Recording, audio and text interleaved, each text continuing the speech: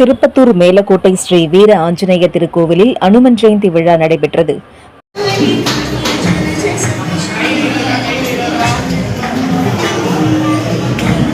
திருப்பத்தூர் நகரின் தொன்மை வாய்ந்த கோவில்களில் ஒன்றானது மேலக்கோட்டை வீர ஆஞ்சநேயர் சுவாமி திருக்கோவில்.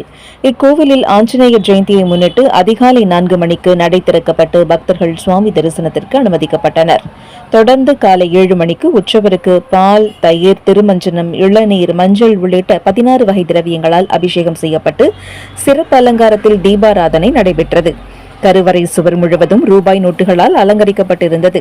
பின்னர் மாலை 4 மணிக்கு மூலவர் வெண்ணெய் காப்பு அலங்காரத்தில் பக்தர்களுக்கு அருள் பாலித்தார். பக்தர்கள் நீண்ட வரிசையில் நின்று சுவாமி தரிசனம் செய்தனர்.